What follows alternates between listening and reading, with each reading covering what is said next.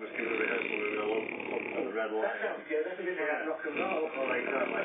Yeah, I mean, the band was had the idea that we were going to be a healthy pastime for local quarry workers. The one chink in the plan was that we were given a room in a pub and we spent all night drinking. I say obviously.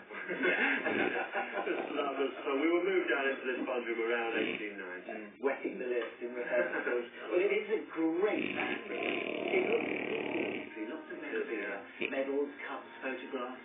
Is that all sheet music? So we'll be going right back to the original foundation. Yeah, for the music.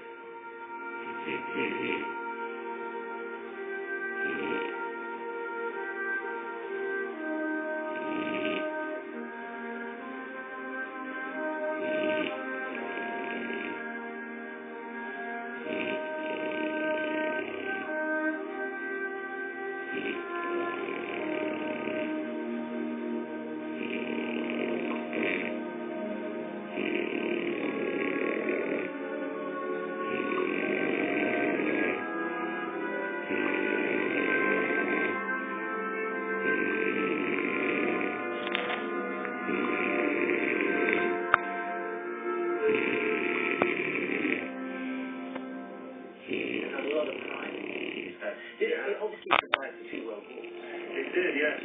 Well, a lot of things.